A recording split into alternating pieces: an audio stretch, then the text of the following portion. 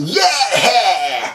It's finally time we looked at this, quite possibly the greatest sports manga ever, or at least one of them.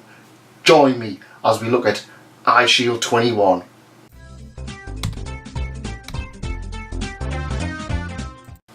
Hello and welcome to That Man.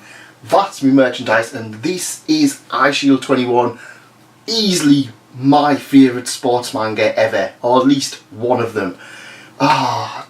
Honestly, me and this series go back so much.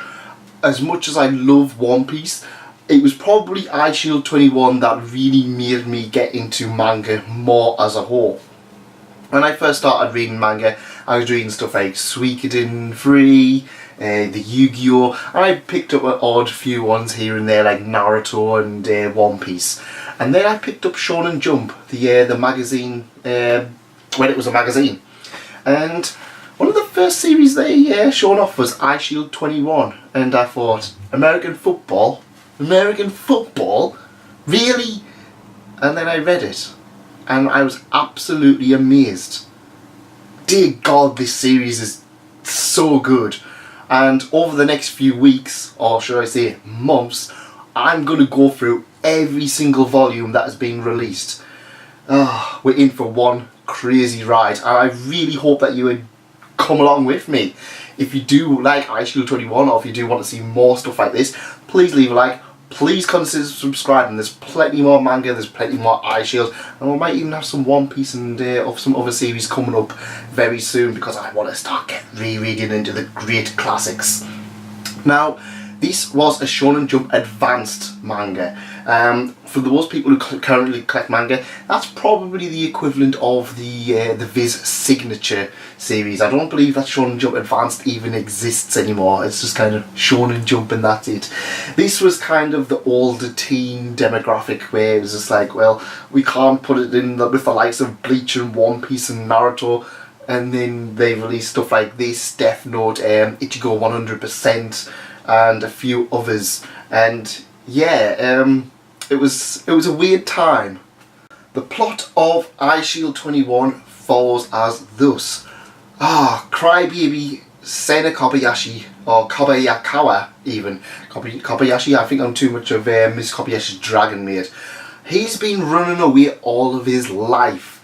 But what happens when he gets mixed up with Yoichi Hiruma, the quite possibly the devil himself, and his friend Kurita, a really huge, powerful man with the heart of gold. And we get this over-the-top, ridiculous series. Now, for me, sports series are always too focused on the sports. I tried to get into Haikyuu, I tried to get into Kuroko. I love Slam Dunk, and I love like some of the older ones like Hajime no Ippo. But this one, the sport was always there, but it was propelled by the ridiculous characters. And when I see ridiculous characters, this is written by the same person who writes Dr. Stone. So yes, if you like Dr. Stone, and you know I like Dr. Stone, you will know, you will probably get into this. Also, the artist is by the same person who now does One Punch Man. So yeah, we've got a tag team of One Punch Man and Dr. Stone to bring us a sports manga. Yeah, it's that good. It's definitely something getting excited for. So this is the over-the-top series called Eyeshield 21. Yes, the reason it's called Eyeshield 21 is because Sena ends up getting roped into the American football team. And Yoichi Hiruma decides that because he is super fast at running away. In general, he was bullied all his life. He ended up being a gopher for a lot of bullies, and in his new high school he kind of becomes the same thing. But once he starts befriending other people and the bullies start being, well, bullies, because of course it's the first chapter, bullies have got to be bullies, and they kind of make him run away.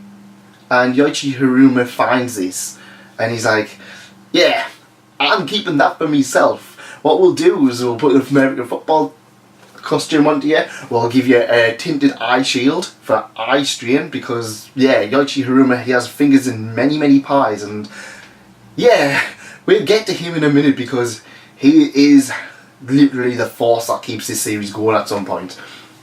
So yeah, Kobayakawa Senna ends up running as a running back in American football.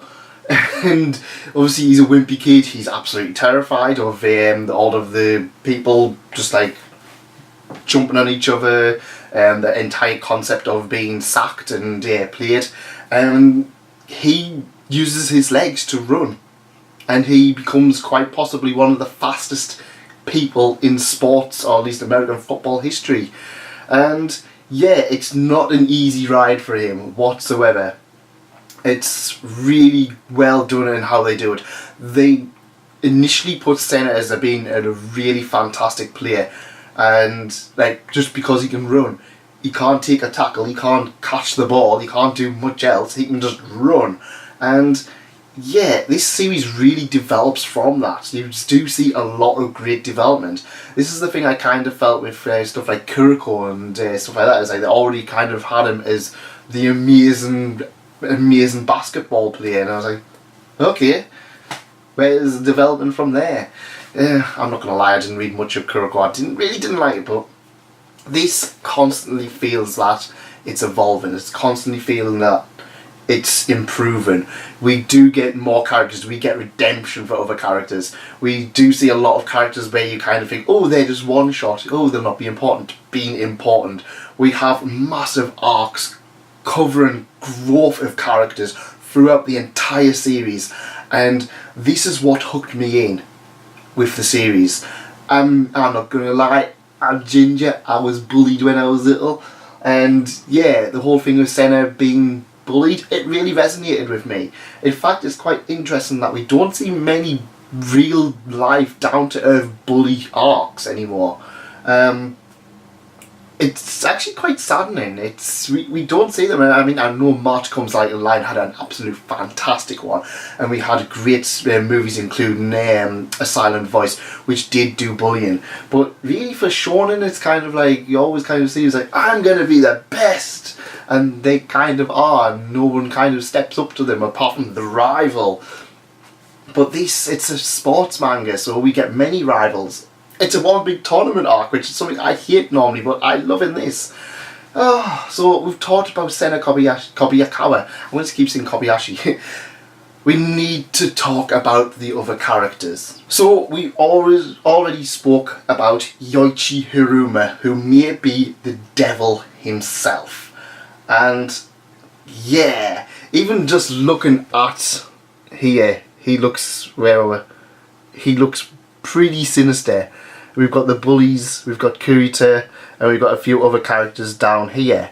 And yeah, he is possibly the devil. He is not above manipulating people. There's literally a scene where he's just like, yeah, I know all of the dirt on you, you're coming to play.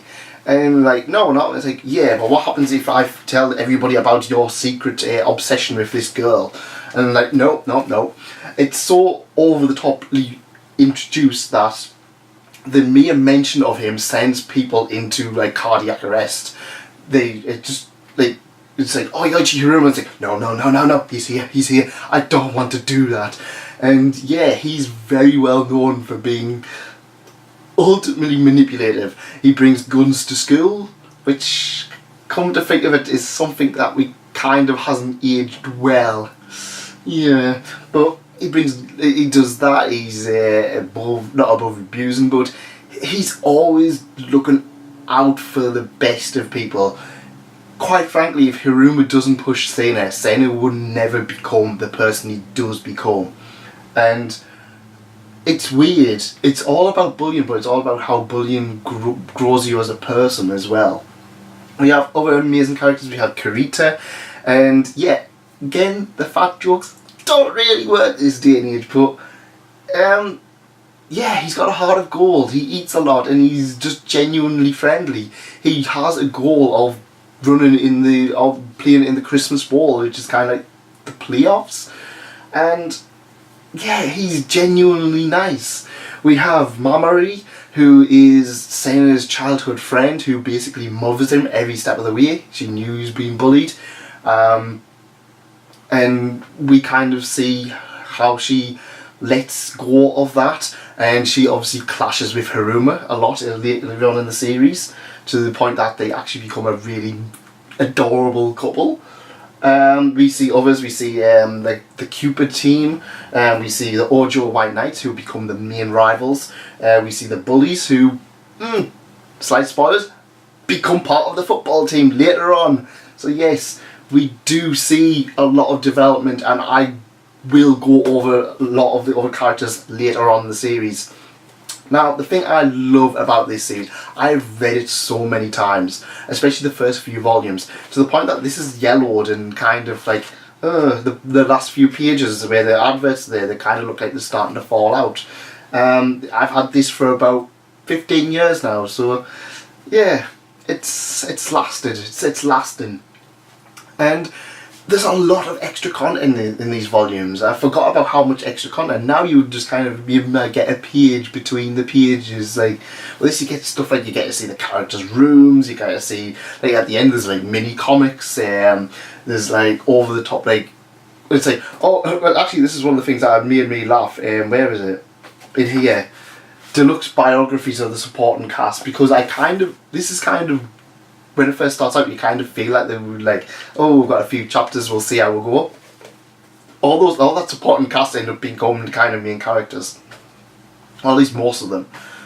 But the question you're thinking, I don't like American football, I'm not into it, I don't even live in America. That doesn't matter. With this series, they actually go really in depth for the players. If you've read Dr. Stone and you see stuff like Senku's kind of breakdowns for the scientific advancements, you're going to have a bit of an idea of what's going to happen in here. It's really well done, and it's really polished, and I learned quite a bit about American football. A fun thing to find out is that the anime actually does cover like stuff like that in the breaks. There's just like, what's a touchdown and stuff like that, but this just feels a little bit more natural. It doesn't break up the game quite as much as it does, as you would expect. The one thing is, it does kind of glamorize the sport. I'm not a huge sports person, and I know this is going to have people kick off, but I tried watching American football after reading this, and it was a bit more boring than in this. I mean, I'm not going to lie, some of the matches go on for a long time, especially towards the end. I think like volume 20 to 37 is like 4 matches or something ridiculously short, but that's not a bad thing when every single character is getting development, and it's a huge amount of development. We do get, every character gets their time to shine. I mean, it might not be in every match, but it is in most matches, and that's what I love about this series. It's definitely an essential read if you like sports manga, or if you like shonen manga. And my biggest crime at the moment is the fact that this is not available on the Shonen Jump app. I bought the whole of the collection. It's actually probably one of the first collections I even collected. I think I had this, Suikoden 3, Yu-Gi-Oh! And Yu-Gi-Oh! Duelist. I don't even own Yu-Gi-Oh! And Yu-Gi-Oh! Duelist anymore, because... But this is one of those series that I could probably get rid of a lot of my manga collection, but this is the one I kind of would be a little bit... I wouldn't want to get rid of it. I love it that much. And like I said, it's just... it's nostalgic. And this is probably why I say it's the best sports manga. It's really nostalgic. And I love it. I love the characters. I love this, how they made the sport seem interesting. I love the over-the-top reactions and the over-the-top scenarios that come with it. I love how all of the rivals are well developed, and it's really nice to see this in the manga. I know there's a lot of great sports manga out there, Hajime no Ippo, Slam Dunk, but for me this is the one that will always be memorable to me as the best sports manga. And then there's Keijo. Yeah, it was definitely the best sports manga. Anyways, that's it from me. thank you for coming, and thanks again for staying. If you did like this, please leave a like, please consider subscribing, and like I said, we're going to have plenty more Eyeshield 21 coming up over the next few weeks, as I intend to cover every last volume released. But like I said, if that's not to your taste, if you want some other stuff, we've got other stuff here. We've got Yotsuba, we've got Tanya the Evil, many light novels, and Goblin Slayer, Dr. Stone, Konosuba, plenty more stuff on the channel, some of which will be around here, kind of. Thank you very much for coming. Thank you even more for staying. Goodbye.